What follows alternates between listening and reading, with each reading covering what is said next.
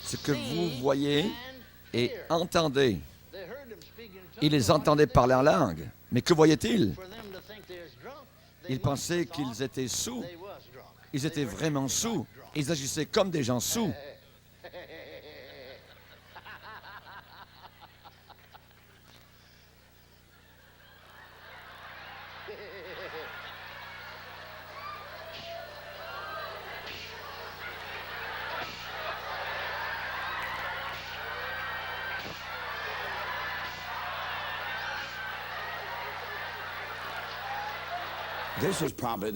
C'est probablement le vidéo le plus important que j'ai jamais fait. Je crois que Kenneth Hagin est un des promoteurs d'une nouvelle vague de renouveau qui balaye l'Église d'Amérique du Nord et dans le monde. Un homme qui est mort il y a quelque temps aussi, John Wimberg, était aussi un promoteur dans ce supposé renouveau. Je crois que c'est une onction fausse.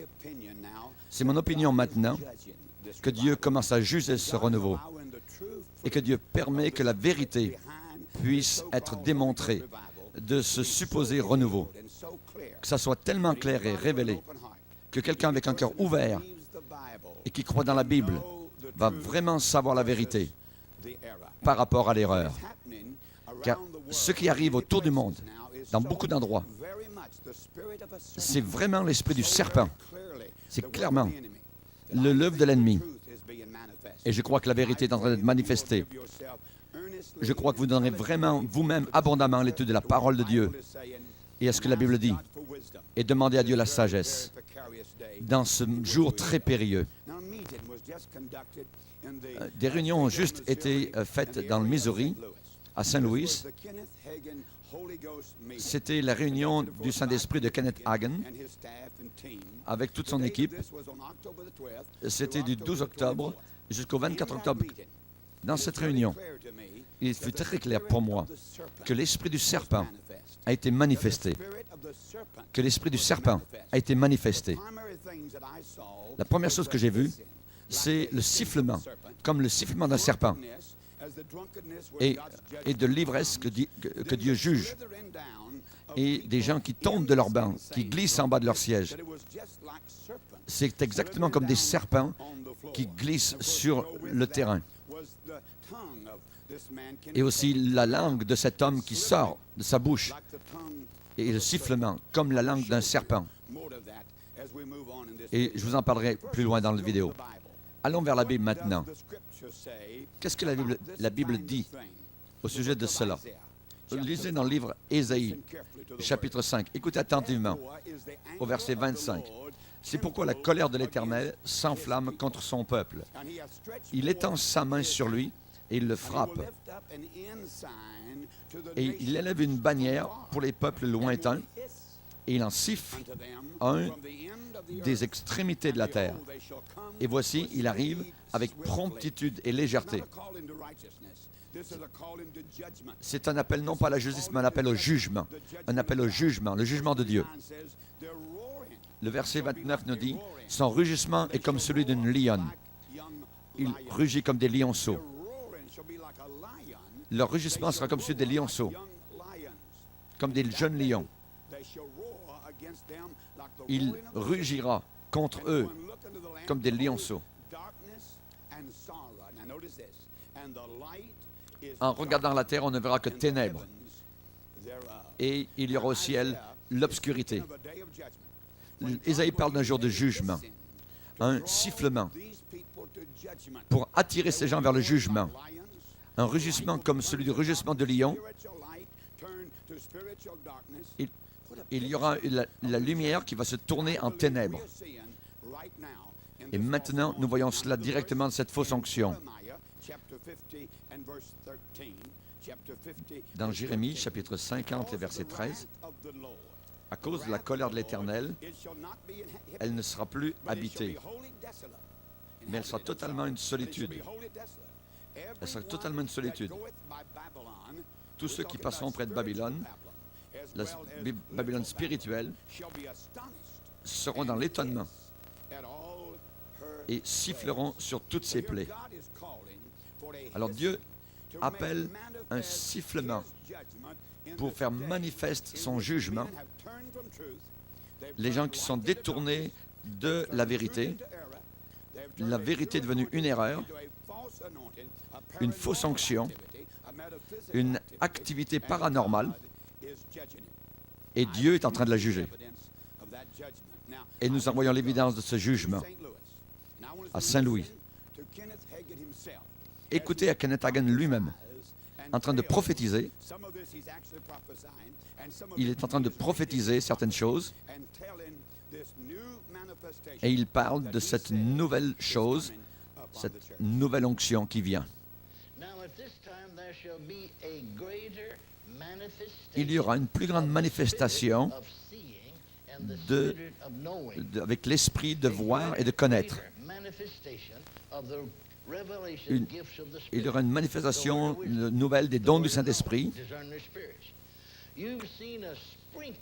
On va voir cette chose-là répandue. Ici un petit peu, ici un petit peu, mais maintenant, bientôt tu vas voir cela. Maintenant, cela arrive. Bon, cela va arriver en octobre, à Saint-Louis, au cœur de la nation. Oui, oui, oui, oui, oui. Oh, oh, oh.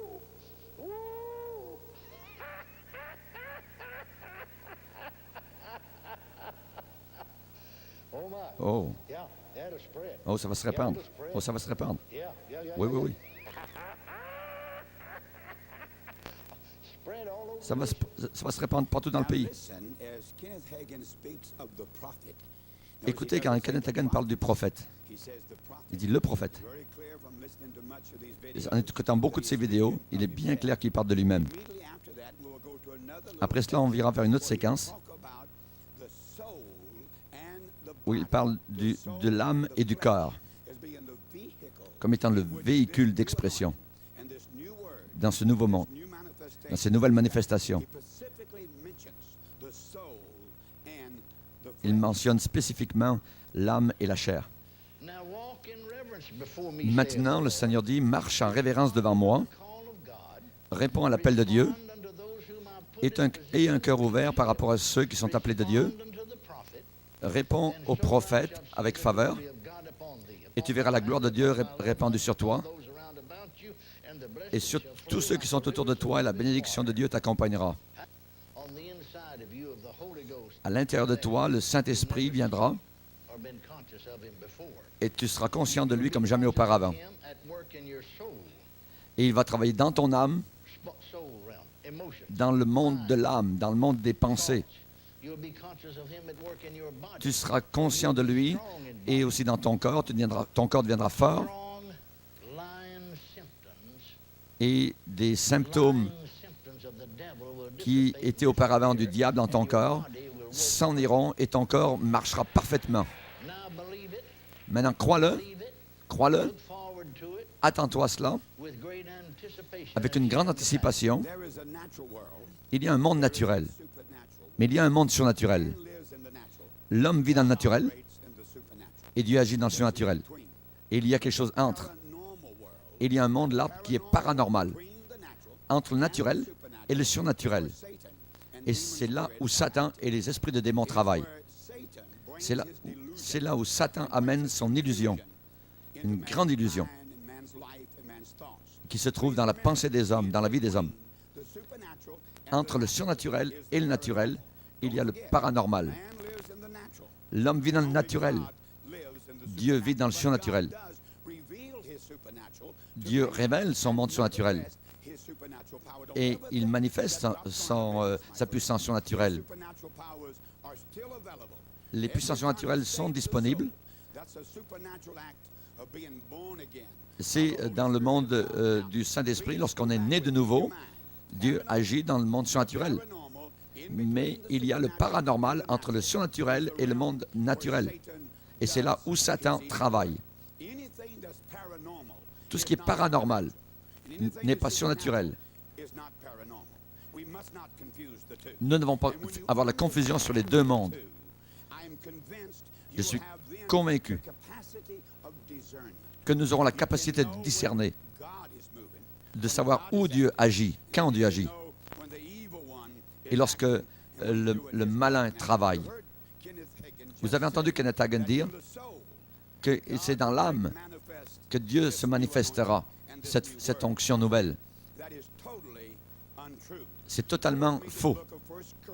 Lisez dans 1 Corinthiens. Et je vais vous parler beaucoup de la Bible durant cette vidéo.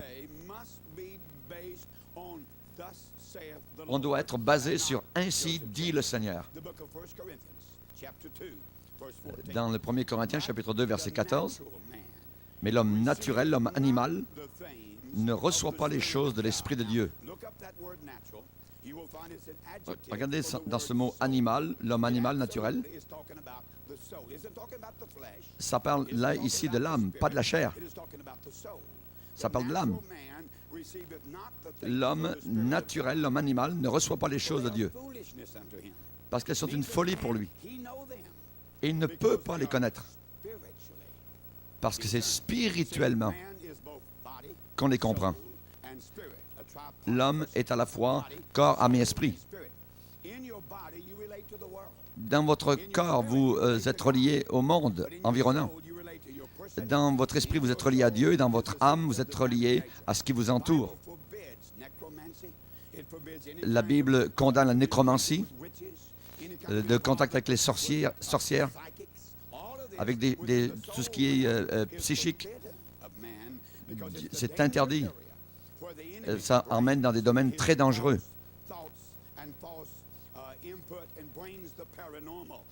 Et ça amène le domaine du paranormal en action. Et ce n'est pas les choses de l'Esprit de Dieu. Et l'homme animal ne reçoit pas les choses de l'Esprit de Dieu car elles sont une folie pour lui. Car elles sont spirituellement discernées. Dans la Bible, on nous parle des sorciers qui utilisent ces puissances psychiques. Dans Actes chapitre 8, il y avait un homme appelé Simon, un sorcier, qui utilisait la sorcellerie, qui se donnait pour un personnage important dans la ville de Samarie et qui exerçait la magie et provoquait l'étonnement du peuple de la Samarie. Tous, depuis le plus petit jusqu'au plus grand, l'écoutaient attentivement et disaient « Celui-ci est la puissance de Dieu, celle qui s'appelle la Grande. » C'était de la sorcellerie. Actes chapitre 8, en commençant verset 9. Cet homme Simon étonnait les gens, ensorcelait les gens. Les gens disaient, cet homme a la grande puissance de Dieu. Ce n'était pas une forme de paganisme. Ce n'était pas quelque faux dieu d'une religion païenne. C'était une religion qui se proclamait être de Dieu. Et les gens disaient que cet homme était de Dieu. Alors, dans ma compréhension, depuis 1938, Hagin a été impliqué à ensorceler les gens avec la sorcellerie. Et les gens peuvent dire qu'il était quelqu'un de très grand, quelqu'un de très très grand. En 1938, il parle d'une jeune fille, une jeune fille qui était en transe. Il parle aussi de lévitation à la fin d'un appel en avant, qui était suspendue dans les airs. Il parle d'une femme de pasteur qui ne pouvait même pas bouger un seul de ses doigts. Et ces choses ont été dites par Kenneth Hagin dans ses réunions. Et il en parle depuis l'année 1938. Il y avait une jeune fille qui avait 16 ans. La réunion est terminée. Elle se tient debout avec les deux mains en l'air, les deux yeux ouverts. Elle est en transe, en train de se tenir debout. La Bible parle de certaines personnes en transe, avec leurs yeux ouverts. Dans Nombre 24, verset 4, la parole de celui qui entend les paroles de Dieu, de celui qui voit la vision du Tout-Puissant, de celui qui se prosterne en transe et dont les yeux s'ouvrent. Et il y a une autre portion d'écriture, au même chapitre et au verset 16. Cette jeune fille se tient debout, elle est en transe, et elle s'est tenue debout pendant 8 heures et 40 minutes. Les deux bras en l'air comme cela. Nous étions dans une toute petite église. En 1939, il y avait juste un poêle à bois au milieu. Et en janvier, il fait très froid. Et elle était un peu loin du poêle. Et sa mère a demandé si on pouvait l'amener proche du poêle à bois. Et le pasteur m'a demandé si je pouvais l'aider à emmener cette fille-là proche du poêle. Et le pasteur ne savait pas. Et il m'a dit, si les gens ne savent pas, ils ne sauront pas combien stupide on est. Donc, le pasteur me demande, le pasteur pèse 250 livres. Je vais passer mon bras sous son épaule, toi tu passeras son bras sous l'autre épaule, et on va la porter. Je ne suis pas aussi gros que je suis maintenant, à ce moment-là. Je pesais seulement 138 livres, mais ces jours-là maintenant sont totalement passés.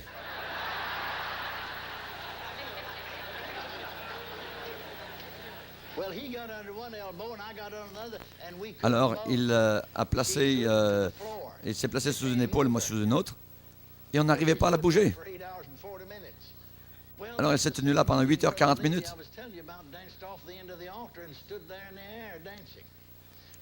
Et je vous ai parlé d'une femme qui se tenait en l'air en train de danser. Et nous avions beaucoup de manifestations comme cela à cette époque-là. Et j'en partage quelques-unes avec vous. Et Dieu dit, il y aura une restauration de toutes ces choses-là à la fin. Et non seulement il y aura une restauration, mais il y aura une multiplicité de ces choses-là à la fin. Gloire à Dieu! Gloire à Dieu! Il m'a dit aussi après, j'étais en train de prier dans l'esprit, et il y avait des gens qui étaient donc par terre, sur leur dos, couchés, et cette femme-là ne pouvait arriver même pas à bouger sa main. Et elle ne pouvait pas bouger un seul doigt. J'ai essayé. J'arrivais même pas moi-même à bouger sa main.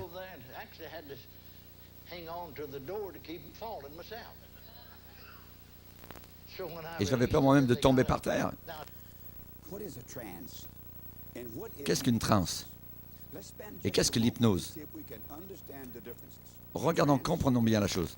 Une transe, l'hypnose, sont-elles les mêmes choses? Il y a quelques jours, je lisais dans la Bible, la parole de Dieu. Quelque chose m'a frappé. Il y a une grande différence. Allons dans Actes des Apôtres, chapitre 10. Et puis, l'apôtre Pierre avait très faim. Il voulait manger, mais pendant qu'on lui présentait à manger, il tomba en extase. Il semblait qu'il tombait comme sur le plancher. Mais ce n'est pas ça que la Bible dit. Il tomba dans une transe, en extase. Il vit le ciel ouvert, un objet semblable à une grande nappe attachée par les quatre coins qui descendait et s'abaissait vers la terre, où se trouvaient tous les quadrupèdes et les reptiles de la terre et les oiseaux du ciel. Et une voix lui dit, « Lève-toi, Pierre, tue et mange. » Mais Pierre dit, « Non, Seigneur, car je n'ai jamais rien mangé de souillé ni d'impur. » Et pour la seconde fois, la voix se fit encore entendre à lui. « Ce que Dieu a déclaré pur, ne le regarde pas comme souillé. » Cela arriva jusqu'à 3 fois. Et aussitôt après, l'objet fut retiré dans le ciel.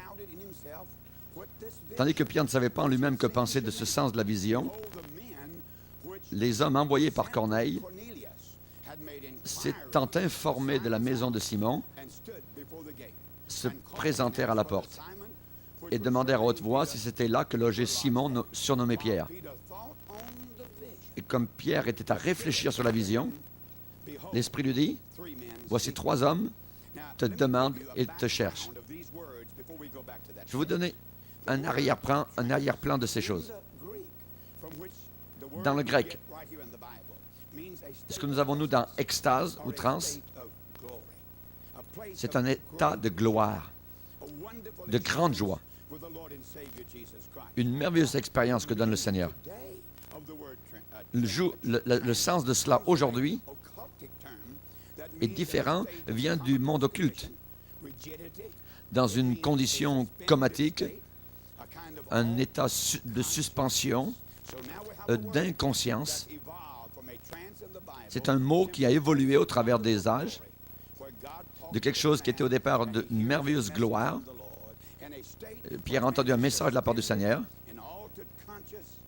Et là, dans un état d'inconscience totale aujourd'hui, quand on parle de transe. Et ça, c'est quelqu'un qui place quelqu'un d'autre dans cet état-là. Et l'apôtre Pierre parlait à Dieu, il avait une communion avec le ciel, il avait une communion avec le Seigneur. Le Seigneur lui parlait. Et il n'y avait aucun signe pour que lui, il soit délivré de cet état-là. Kenneth Hagin dit à ceux qui sont dans cet état-là, il le dit, il a dit à un jeune homme un jour, qui est allé en transe, la réunion avait été finie, dans un circuit de télévision fermé, il a regardé en haut à la télévision, il a vu qu'il y avait un jeune homme qui était dans une transe. Il a dit, il faut que j'aille le libérer. Alors, Kenneth Hagin s'en va, il touche et le relâche, le libère. Entre l'apôtre Pierre, qui a une joie merveilleuse avec le Seigneur dans une vision, une extase, aucun état de stupeur, il a simplement, Pierre, un état de gloire avec le Seigneur, de communion avec le Seigneur merveilleuse. Et cet homme est Kenneth Hagin qui contrôle quelqu'un d'autre. Je veux que vous voyez cela. Et Kenneth Hagin est en train d'en parler.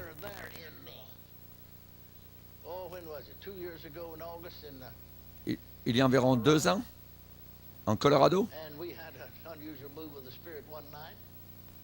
nous avions un mouvement du Saint-Esprit un soir.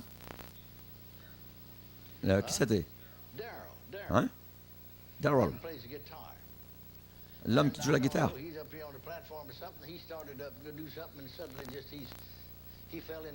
Et ce jeune homme est tombé dans une transe, se tenant debout. La réunion est terminée. Moi, je suis de nouveau dans la salle des pasteurs,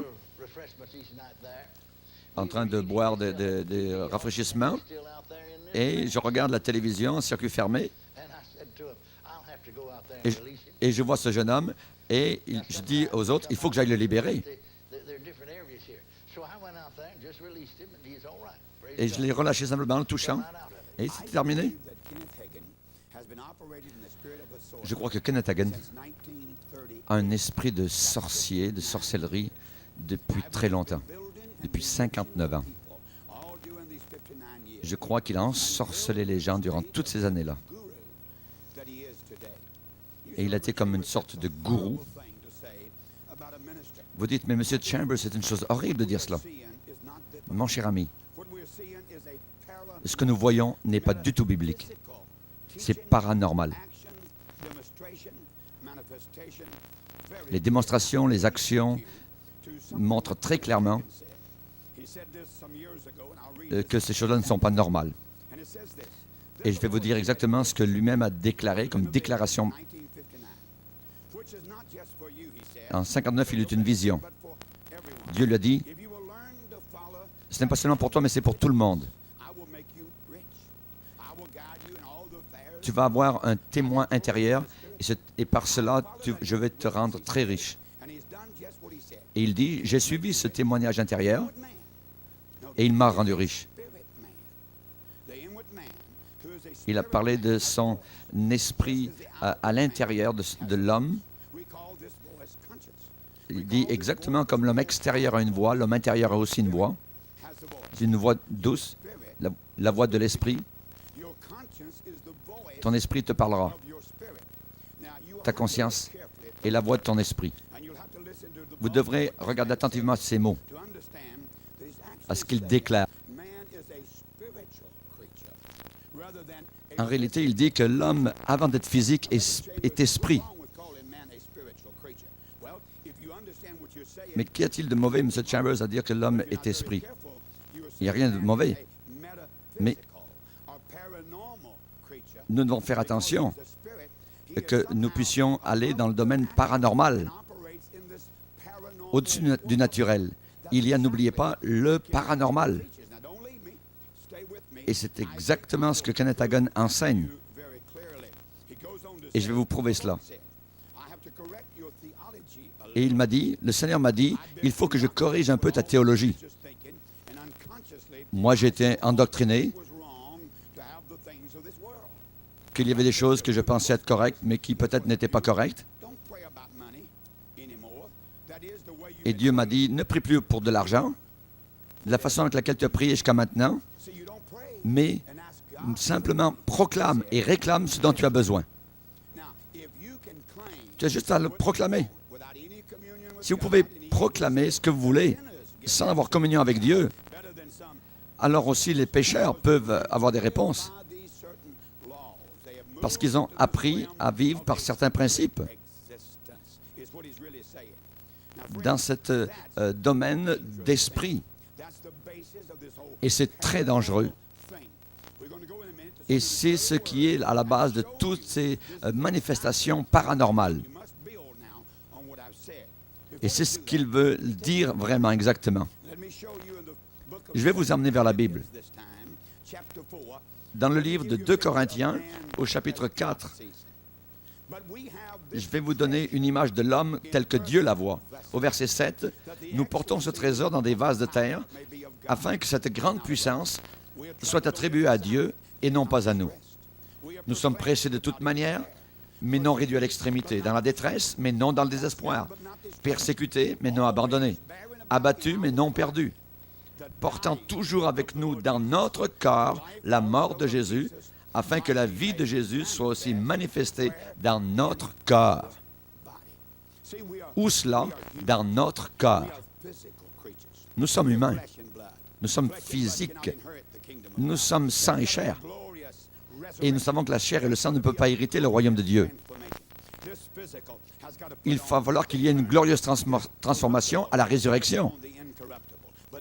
Ce qui est corruptible ne peut pas hériter l'incorruptible. Il faut que l'homme passe d'un état corruptible à un état incorruptible par la résurrection, par la mort, à la résurrection. Et tout cela, c'est de la théologie fausse, de ce qu'on appelle la théologie des fils de Dieu manifestés, ou la pluie de l'arrière-saison. Certains l'appelleront la pluie de l'arrière-saison, d'autres l'appelleront l'armée de Joël. Et on entend beaucoup de termes différents qui ajoutent plus ou moins à la chose. Toronto, évidemment, est une grande partie de cela. Je vais vous lire d'une vision, d'une prophétie que la femme d'un pasteur à Toronto a eue. Son mari, c'est John Arnott. Je vais vous la lire. À Toronto, dans le même mois, c'était cela par Internet, en écoutant le sermon intitulé « La formation d'un guerrier ». Et pendant 20 minutes, elle était sur le sol, couchée par terre, avec deux épées dans la main. Elle tenait ces deux épées-là. Et Dieu a dit, elle prophétisait, « Ceci est mon épée ». Mais la façon avec laquelle tu as utilisé auparavant mon épée, tu devras les rejeter totalement, les jeter. Et maintenant, je vais te donner une nouvelle manière. Tu as été habitué aux anciennes façons d'agir auparavant. Maintenant, tu dois rejeter tout cela. Et je vais te donner de nouvelles méthodes et une nouvelle chose. Et cela, c'est la pluie de l'arrière-saison, la théologie de la pluie de l'arrière-saison. Ces choses qui maintenant ils prophétisent Ils vont recevoir l'épée du Seigneur et marcher en avant pour combattre tout ce qui s'oppose à cela, comme des ennemis. Et ils pensent que c'est eux qui vont établir le royaume de Dieu sur terre, par leur propre puissance. Quand l'homme spirituel prend contrôle, d'après leurs mots. Et la Bible dit bien clair que nous sommes un corps dans une chair et que c'est la puissance de Jésus qui habite en nous. Je veux que vous entendiez Kenneth Hagin lui-même. Pourquoi avait-il besoin d'être engendré ou de naître? Parce que il est devenu comme nous étions, séparés de Dieu, parce qu'il a goûté la mort spirituelle pour chaque homme. Et son esprit et son homme intérieur descendit en enfer, à ma place. Pouvez-vous voir cela? La mort physique ne pouvait pas enlever vos péchés. Il a goûté la mort pour chaque homme. Il a parlé de goûter la mort spirituelle. Jésus est la première personne qui fut née de nouveau. Pourquoi son esprit avait besoin de naître de nouveau?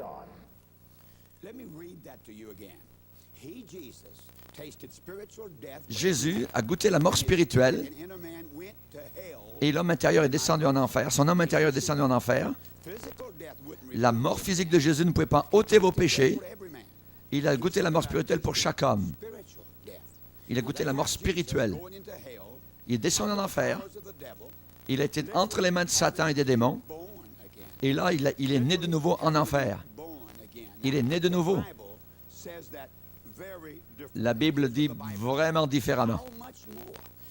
À combien plus forte raison, le sang de Christ, qui par un esprit éternel s'est offert lui-même, sans tache à Dieu, purifiera-t-il votre conscience des œuvres mortes, afin que vous serviez le Dieu vivant? Un autre verset dit, « Nous sommes sanctifiés par l'offrande du corps de Jésus-Christ, une fois pour toutes. » Allons maintenant vers Kenneth Copeland, un autre prédicateur qui a suivi Kenneth Copeland. Généralement, quelqu'un qui suit un autre prend sa théologie et l'emmène à un autre niveau, rajoute autre chose. Écoutez bien Kenneth Copeland, ce qu'il a à dire. Il prend la chose à un autre niveau. Jésus devait aller par le même état de mort spirituelle afin de payer le prix. Maintenant, ce n'était pas la mort physique sur la croix qui a payé le prix pour le péché. Parce que si ça avait été cela, n'importe quel prophète de Dieu aurait pu mourir depuis 2000 ans. Mais ce n'était pas la mort physique, n'importe qui aurait pu faire cela. Et l'Esprit de Dieu m'a dit, « Écoute, fils, réalise ceci. Suis-moi maintenant et ne laisse pas ta tradition religieuse te jouer des tours. » Il m'a dit, « Pense de cette façon maintenant. Un homme né 2 fois a vaincu Satan dans son propre domaine. »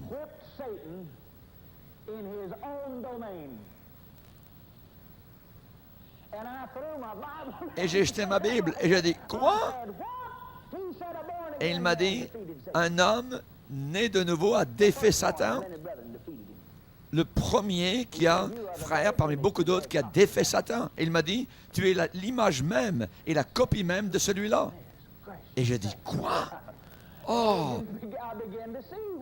Et j'ai commencé à comprendre ce qui se passait là. Et j'ai dit, eh bien, Seigneur, tu ne veux pas vraiment dire que j'aurais pu faire la même chose? Et il m'a dit, oui, si tu avais eu la connaissance de la parole de Dieu que Jésus avait, tu aurais pu faire exactement la même chose. Parce que toi aussi, tu es un homme né de nouveau.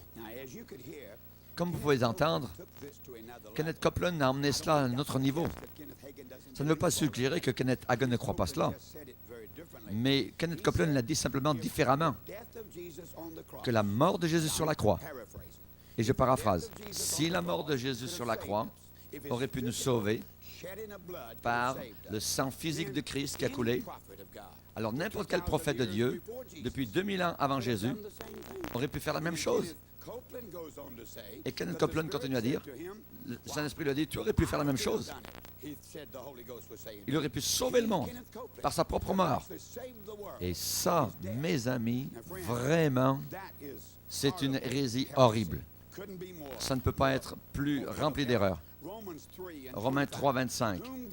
C'est lui que Dieu a destiné par son sang à être pour ceux qui croiraient victimes propitiatoires pour la rémission des péchés. Romains 3, 25. La parole de Dieu est claire. La mort de Jésus seule nous sauve de nos péchés. J'aimerais passer un petit peu de temps pour vous parler de la musique dans ce rallye en octobre 97 avec Kenneth Hagin. Il y a quelque chose avec cette musique qui est tellement dans un état altéré, différent, un état de conscience différé. Je vais vous faire écouter un petit peu de la musique et vous allez voir ce que un homme qui est en avant avec la musique est en train de déclarer. Il dit, l'argent arrive pendant que vous courez.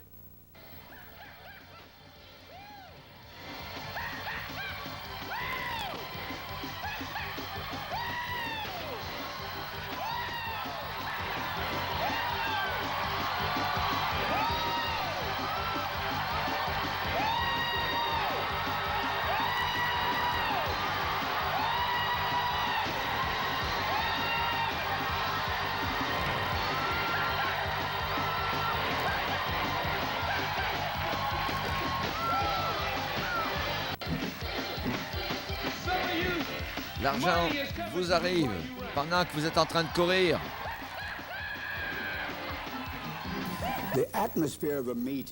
L'atmosphère de la réunion est généralement créée par la musique. Vous avez juste entendu un petit extrait.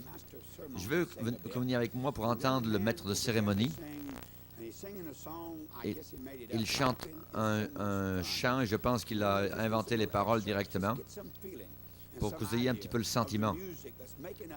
La musique qui est en train donc de créer l'atmosphère de la réunion.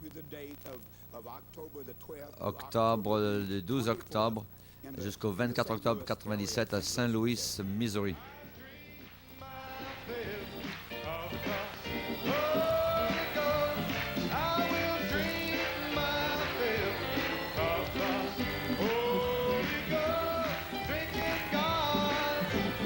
Boire au Saint-Esprit.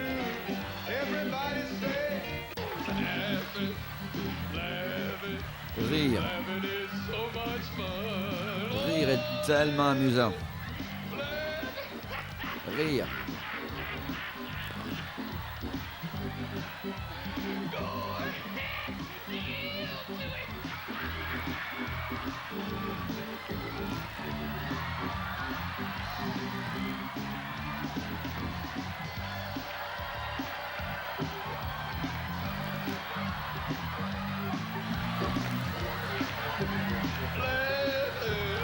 Rire. C'est tellement le fun. Tellement amusant.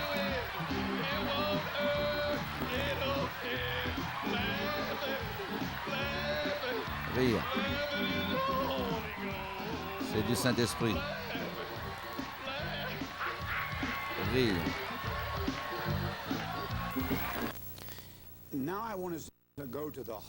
Je veux aller avec vous au cœur de cette vidéo. Cette idée d'ivresse. L'ivresse. C'est une idée qui sature cette nouvelle onction. Les gens disent que c'est Dieu qui envoie cela. Toujours dans la Bible, l'ivresse est un signe du jugement de Dieu et jamais un signe de la manifestation de Dieu. L'ivresse dans les Écritures est un signe de Dieu qui juge la folie et un éloignement des Écritures qui ont tourné donc la vérité en mensonge. C'est une image de la fausse onction. Il y a une trinité diabolique impie dans la Bible. Satan qui essaye d'être comme Dieu, le faux Christ qui essaye d'être comme Jésus et le faux prophète qui essaye d'être le Saint-Esprit, de représenter le Saint-Esprit. Apocalypse 17, verset 6. Et je vis cette femme ivre du sang des saints et du sang des martyrs de Jésus. En la voyant, je fus saisi d'un grand étonnement. Et l'ange me dit, pourquoi t'étonnes-tu? Je te dirai le mystère de la femme et de la bête qui la porte, qui a les 7 têtes et les 10 cornes. La bête que tu as vue était, et elle n'est plus. Elle doit monter de l'abîme et aller à la perdition. Et les habitants de la terre, ceux dont le nom n'a pas été écrit dès la fondation du monde dans le livre de vie, s'étonneront, seront dans un grand étonnement.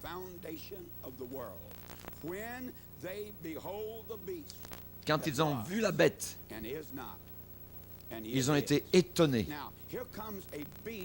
Voilà une bête qui arrive remplie d'ivresse, qui est dans un état d'ivresse. Et la Bible dit que c'est un jugement de Dieu sur les faux prophètes, la fausse onction, sur les hommes qui se détournent de la vérité. C'est très clair sur les Écritures. Il faut écouter ce que les Écritures déclarent. Dieu ne peut jamais manifester dans la vie de quelqu'un d'autre quelque chose qui est totalement contraire à sa nature. La nature du Saint-Esprit, donc, se reflète dans la vie de quelqu'un. Et Dieu ne peut pas manifester dans la vie de quelqu'un quelque chose qui est contraire à sa nature. Quelque chose qui est impur, quelque chose qui est sale, quelque chose qui est dérangé. Jésus est l'exemple parfait. Si vous lisez les 4 évangiles dans la vie de Jésus-Christ, et de l'accuser de rendre les gens dans un état totalement de folie, et cela c'est très très proche d'un état blasphématoire. Et je vais vous montrer une portion des Écritures qui ont été terriblement tordues dans Acte 2. À la Pentecôte, les gens disaient, que veut dire ceci? Ces gens sont pleins de vin nouveau, de vin doux. Et Pierre, se présentant avec les 11, éleva la voix et leur parla en ces termes. Hommes juifs, vous tous qui séjournez à Jérusalem, sachez ceci et prêtez l'oreille à mes paroles. Ces gens ne sont pas ivres comme vous le supposez, car c'est seulement 9 heures du matin. Et ces gens, en réalité, Pierre dit, ils ne sont pas ivres comme vous le pensez. Et ils ne sont pas ivres de cet état-là, comme vous pouvez l'imaginer. Je vais vous prendre une traduction littérale de l'anglais littéral. Comme vous le prenez, ils ne sont pas ivres. Comme vous le prenez. Car c'est l'heure 3e du jour. En réalité, ils ne sont pas ivres, comme vous le pensez. Ils ne sont pas ivres comme vous le supposez, comme vous le pensez, comme vous le prenez. Ils ne sont pas dans un état d'ivresse, comme vous l'imaginez. Ils ne tombaient pas tout autour par terre. Ils ne se roulaient pas, ils ne roulaient pas les uns sur les autres. Non, monsieur, non. C'est une écriture qui est totalement tordue. Et j'ai vu dans les milieux pentecôtistes souvent que des choses comme cela mentionnées par rapport à ce verset. Mais c'est une écriture qui est totalement tordue. Je vais vous emmener à la 4e soirée du rallye de Kenneth Hagin à St. Louis, Missouri, aux États-Unis. Vous allez voir un état d'ivresse. Vous allez voir Kenneth Hagin en train de siffler. Vous allez voir des gens qui le retiennent derrière lui et des gens qui tombent par terre de leur siège comme des serpents en se tordant, en tombant sur le sol. Je n'ai jamais vu des choses comme cela. Je suis un ministre pentecôtiste depuis 46 ans. Je n'ai jamais vu des choses semblables. Et je vois donc cette écriture qui est totalement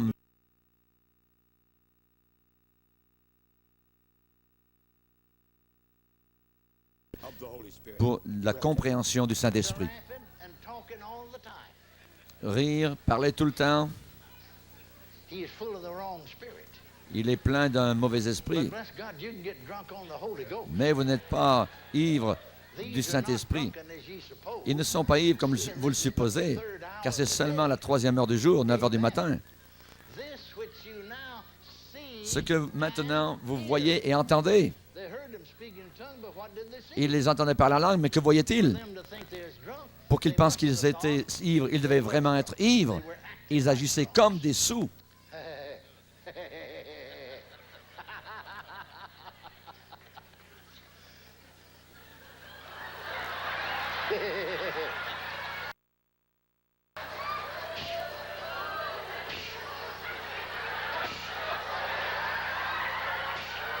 Vous entendez Kenneth Hagin siffler comme un serpent actuellement.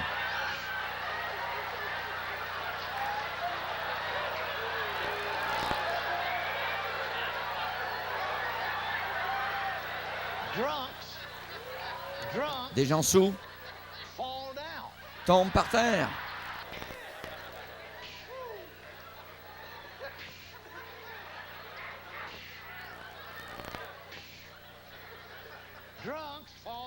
Des gens sous tombent par terre.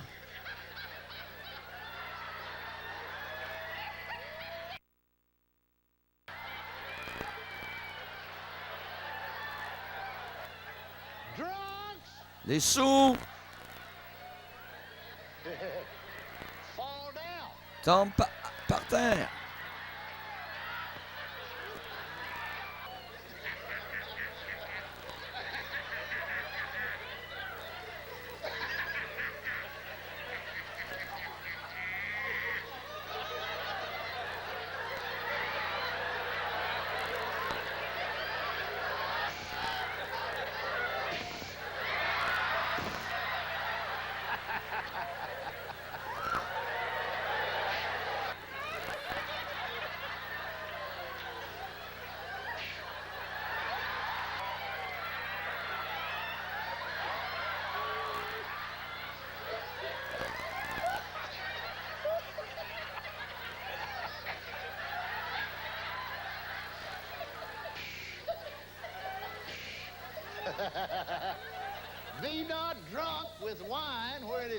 Ne soyez pas remplis de vin, mais soyez remplis du Saint-Esprit.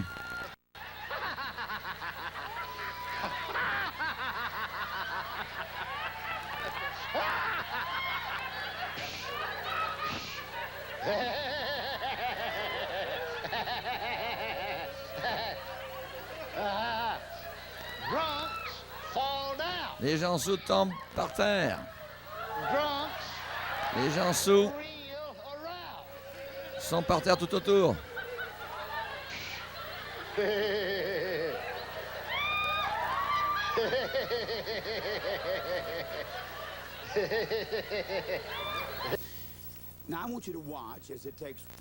Maintenant, je veux que vous regardiez, il faut 4 hommes pour tenir M. Kenneth Hagin, pour le ramener sur l'estrade. 4 personnes. Ensuite, il fait tomber par terre ses coéquipiers. Il fait tomber par terre ses coéquipiers. Et regardez bien, il regarde sa montre. Quelle performance! Quelle performance!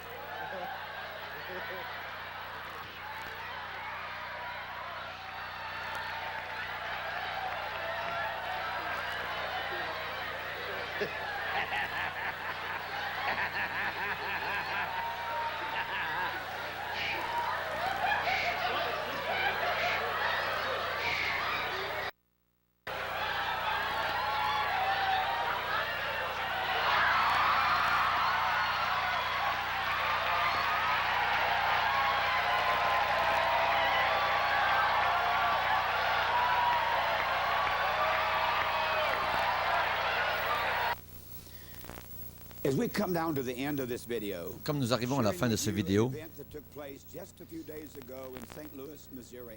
je vais partager avec vous vraiment ce qui est arrivé à Saint-Louis, Missouri.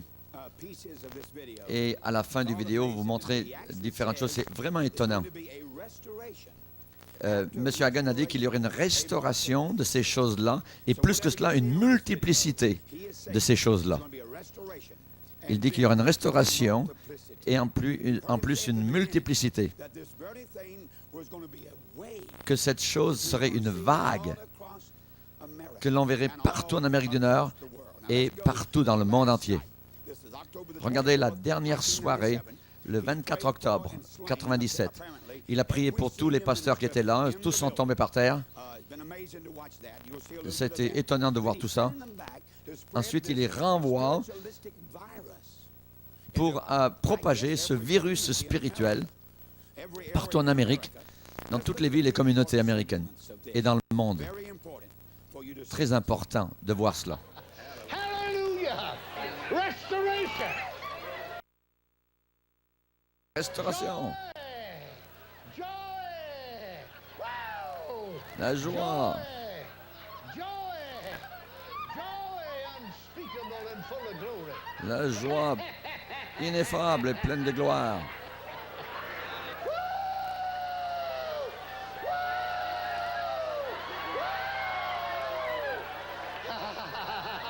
Restoration! Restoration! Shapahora Mahalam joy! Woo! Kasta Mahale! Restoration of joy! Restoration!